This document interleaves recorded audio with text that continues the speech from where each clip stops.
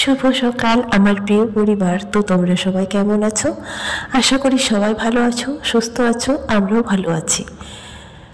আবারও শুরু করলাম নতুন একটা দিনের নতুন একটা ব্লগ। তো সারাদিন সঙ্গে থাকো আর পাশে থাকো। হ্যাঁ, ঘুম থেকে উঠে আজকে একটু মোটামুটি ভালো লাগছিল। আর একটা সুস্থ মানুষ আর ভালো মানুষ সুস্থ হয়ে ভালো হয়ে কখনো বিছানায় শুয়ে থাকতে পারে না। যদি একটু ভালো লাগলো, সঙ্গে সঙ্গে ঘুম থেকে উঠে লাফ দিয়ে চলে এলাম রান্নাঘরে। এসে দেখি অনেক কিছু মাঝামাঝি করার পড়ে আছে। সব কিছু বেসিনে নিয়ে শুরু করলাম মাঝামাঝি। বেশ 2-3 দিন রান্নাঘরে ঢুকতে পারিনি। রান্নাঘরের অবস্থা দেখে মাথা যেন ঘুরে যাচ্ছে। হ্যাঁ, আসলে ওরা তো আর এত কিছু বোঝে না। ওরা যখন রান্না করে কোন জিনিসটা কোথায় রাখবে, উনানটা মুছে না, এরকম বিভিন্ন রকম কিছুই করে না। শুধু যারা চোখের সামনে যেটা দেখতে পায় সেটাই করে নেয়। দেখলাম যত থালা সব বের করেছে, থালা চামচ সব কিছু বের করেছে। সামনে যেটা পাচ্ছে সেটাতেই খেয়ে নিচ্ছে। হ্যাঁ, বাচ্চা মানুষ আর মেয়ে মানুষ এরকমই করে। বাচ্চা মানুষ আর ছেলে মানুষরা এরকমই করে। যেমন ছেলেরা যদি বাড়িতে বাবা মা কিংবা কেউ না থাকে, তাহলে কিন্তু উঠানো যত থালা বাসন আছে একে একে সব বের করে। সেরকম ওরাও, এটা হয়তো খাওয়া হয়ে গেছে তো আরেকটা বের করলো, সেটা বেসিনে জমা রেখে দিয়েছে। আমি এদিকে বাসন টাসন মাঝামাঝি করছি আর রাজিয়া এদিকে বিছানা গোছাচ্ছে। রিয়ারও শরীরটা খুব একটা ভালো না, তাই সে বিছানায় বসে আছে, উঠেনি, পড়তে বসেছে, উঠে বই নিয়ে বসেছে। আর আমি তো বললাম রান্নাঘরে ঢুকেছি। রান্নাঘরে যেহেতু চলে এসেছি, রাজিয়ার তো একটাই কাজ বিছানা গুছানো। গুছিয়ে দেখছি আজকে ঝাড়ুও দিয়ে দিচ্ছে। আর এদিকে রান্নাঘরের অবস্থা দেখে আমার মাথা খারাপ। উপরে যে কাজটা আছে সেটাও কিন্তু দেখছি ঝাপসা হয়ে গেছে। এটাও নিরমা দিয়ে মুছে নিলাম। বাসন মাজা কমপ্লিট। তারপরে এবার পুরো রান্নাঘরটাকে আজকে ক্লিন করে ঝকঝকে নতুন চকচক করব ভাবছি। ওইদিকে দেখো ঝাপসা ঝাপসা দেখা যায়, না হলে রান্না করলে আমার উপর থেকেই যেন সব কিছুই দেখা যায় পরিষ্কার চকচকে। তো চলো মুছামুছি করা যাক। আসলে অসুস্থ শরীরে এই সমস্ত দেখলে যেন আরও অসুস্থ লেগে যায়। আমার মা, আমার ঠাকুমা বলতেন বাড়িঘর যত অপরিচ্ছন্ন নোংরা থাকবে, মানুষের নাকি অসুখ বিসুখ তত ঘিরে ধরবে, তত কাছে আসে। বাড়িঘর সবসময় পরিষ্কার পরিচ্ছন্ন থাকা ভালো। তো এটা দেখার পরে মনে হচ্ছে হ্যাঁ, ঠিকই বলেছিল। আমি তো অসুস্থ আছি, আর এদিকে যখন দেখছি এরকম, তখন যেন আরও শরীরটা যেন দুমড়ে মুচড়ে যেন অচল হয়ে যাচ্ছে। তাই ভাবলাম একটু মেরুদণ্ডটা সোজা করে আচ্ছা সব কিছু ক্লিন করেই নেওয়া যাক। তরকারির ঝোল যেখানে যেভাবে পড়েছে ওইভাবেই আছে। আচ্ছা, পনেরটায় ভাত রান্না করেছে, যেভাবে ভাতটা উতলে পড়ে গেছে ওইভাবেই আছে। আসলে রিয়ারও শরীরটা খারাপ, সে যদি পরিষ্কার করতো, ও ঢোকেনি রান্নাঘরে। আর এ তো কোনো রকম করে রান্নাটা করছে আর আমাদেরকে দিচ্ছে, যা দিচ্ছে আমরাও সেটাই খেয়ে নিচ্ছি। তারপরে দেখছি ঘর মোছা শুরু করে দিয়েছে। আমি বললাম রান্নাঘরটা যেহেতু ক্লিন করলাম, তাহলে ঘরটাও আজকে মুছতে হবে, মুছবো আমি যেই বললাম তখনই সঙ্গে সঙ্গে ও চলে এসেছে মুছতে। তারপরে দেখলাম এই যে বেসিনটা দেখো, এটাও এত নোংরা হয়ে আছে বলার বাইরে। এটাও সব মানে সাবান দিয়ে ঘষে ঘষে চকচক করে ধুয়ে আবারও লাগিয়ে দিলাম। দুটো বেসিন, দুটোই কিন্তু এইভাবে নোংরা হয়ে আছে।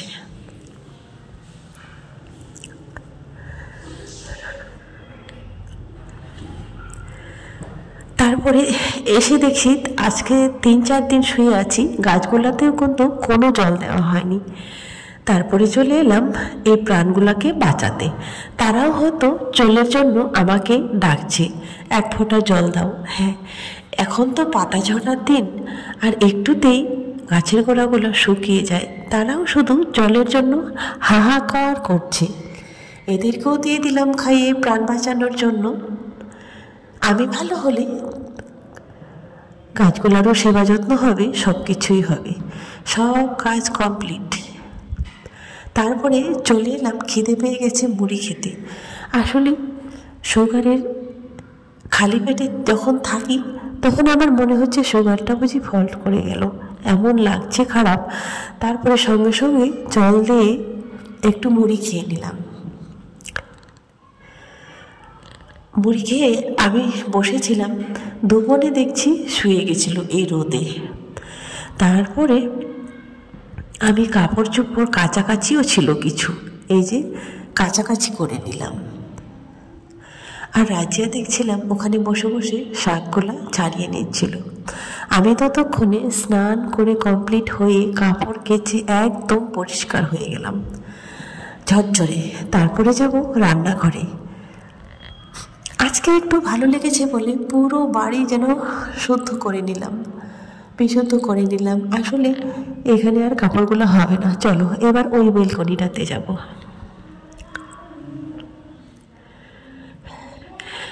তোমাদেরকে একটা কথা বলি, এই চলো কাপড় শুকাতে শুকাতে একটা কথা বলি। অনেক দিন আগে বলেছিলাম এই বাড়িটাতে অনেক গ্যাঞ্জাম হয়, পড়াশোনা হয় না। আর বলেছিলাম রাতের বেলা পাশের বাড়িতে লোক ঢুকে যায়, রাত যত গভীর হয় ওদের আনাগোনা তত হয়। মানে যখন আমরা ঘুমাতে যাব 11:30, 12টা, 1টা, তখন দেখবে এখানে বলেছিলাম অনেক লোকের আড্ডা। পড়াশোনা কিন্তু কোনো কিছুতেই এখানে হয় না, আর পারবেও না, এত আওয়াজ আসে। তাই তোমরা অনেকেই কমেন্ট করে বলেছিলে যে তোমার ওই বাড়িটাই ভালো ছিল, সেফ ছিল। হ্যাঁ, সেটা সত্যি ছিল। পাশে মসজিদ ছিল, লোকজন সব সময় ছিল, কোনোদিনও কিন্তু কোনো প্রবলেম হয়নি ওই বাড়িটাতে এরকম। তো যাই হোক, তো বন্ধুরা আজকে একটু দেরি হয়ে গেল খেতে। এখন বাজে হচ্ছে 3টা বাজতে যাচ্ছে আর কি। তো এইমাত্র হচ্ছে রান্না বান্না কমপ্লিট হলো। রান্না আজকে কিছু বিশেষ একটা করিনি, ওই যে ঝোল শাক করেছি, খসলা শাকের ঝোল, আর হচ্ছে বাঁধাকপির ঘন্ট, টমেটো আলু আর আলু দিয়ে আর বাঁধাকপি একটা ঘন্ট রান্না হয়ে গেছে। আগে স্নানটা করে নিয়েছিলাম, স্নান করে রান্না করলে একটু ভালো লাগে আর কি, ঝরঝরা লাগে।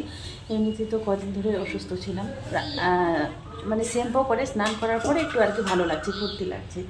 তো চলো খাওয়া দাওয়া নিয়ে চলে আসছে, রেডি করে নিয়েছে। রান্নাটা আর তোমাদেরকে দেখাতে পারলাম না, তাড়াহুড়ো করে রান্না করলাম।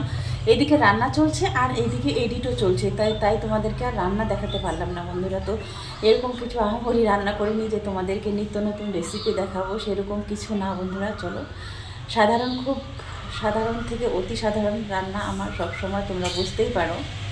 তো চলো, রান্না বান্না কমপ্লিট। তোমাদেরকে অতটা আর দেখালাম না, কেন বলো তো? এমন কিছু বিশেষ আজকেও রান্না করিনি, শাক আর হচ্ছে একটা বাঁধাকপির ঘন্ট, এই দুটোই, আর কিছু রান্না করিনি। মনে হচ্ছিল যেন হালকা পাতলা একটু ঝোল খাই টক দিয়ে, এরকম মনে হচ্ছিল। কদিন ধরে খাওয়ারও যেন মুখে রুচি নেই।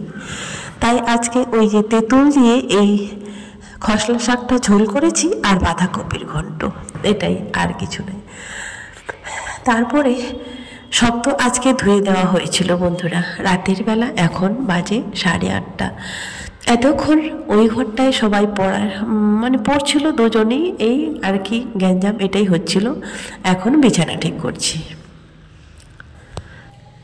বন্ধুরা। এখন বাজে হচ্ছে 9:30, আর হচ্ছে গলা আর নাক যেন বন্ধ হয়ে আসছে, আওয়াজটা শুনে বুঝতে পারছো। মানে ঠান্ডা যে কিভাবে লেগে যায়। আজকে মানে শ্যাম্পু করেছিলাম, তাই জন্য নাকি বুঝতে পারছি না। তো তাই ঠান্ডা লেগেছে, নাকটা যেন বন্ধ হয়ে আসছে, মুখ দিয়ে শ্বাস নিচ্ছি। 9:30 বাজে এখন, এখনও কিন্তু খাওয়া দাওয়া হয়নি। মানে শেষের দিকে একটু মুড়ি খেয়েছিলাম। বিছানা কমপ্লিট হয়ে গেল। তো চলো এখন খাবো। রাতের কি খাওয়া দাওয়া আছে, দুপুরের যা আছে দুপুরের, তো সেটা এখন খাবো। আজকে একটু কাপড় কাচাকাচিও করেছিলাম আর শ্যাম্পু করেছিলাম, সেই জন্য মনে হয় এরকম হলো। মানে নাক দিয়ে যাই হোক শ্বাসটাই নিতে পারছি না, বন্ধ হয়ে আসে। চলো, বিছানাটা কমপ্লিট হয়ে গেল। রান্না করে আজকে আর বিকেলবেলা ঢুকিনি, সন্ধেবেলা দুধটা কিন্তু চাল দেওয়া হয়নি। আর 2 দিন ধরে দুধও কেউ খায়নি, 2 দিনের দুধ কিন্তু জমা হয়ে আছে এখানে। তো রিয়া জাল দিচ্ছে, আবারও আমিও চলে এলাম। ভাবছিলাম একটু খাবো, কিন্তু নাক মুখ চোখ তো সব ঠান্ডা লেগে বন্ধ হয়ে আছে। তাই ভাবছি রাতে আর খাবো না। এটা হচ্ছে রাতের মেদিনীপুর শহর, যেন নিস্তব্ধ হয়ে গেছে। আসলে কি বলতো, এটা হচ্ছে শহরের মাঝখানে একটা বস্তি। তো বস্তিতে আমি জানি তাড়াতাড়ি শুয়ে পড়ে, কিন্তু না, হয়তো গৃহবধূ মা বোনেরা সবাই হয়তো শুয়ে গেছে। যারা জাগ্রত পেঁচার মতো রাত জাগে, তারা কিন্তু একটু পরে এখানে আড্ডা জমাবে। এদের আড্ডা দেখে মাঝে মাঝে ভয় পেয়ে যাই, আর ভাবি কবে এই বাড়িটা ছাড়তে পারবো, এখান থেকে বেরিয়ে যাব। হ্যাঁ বন্ধুরা, সুখের থেকে শান্তি ভালো।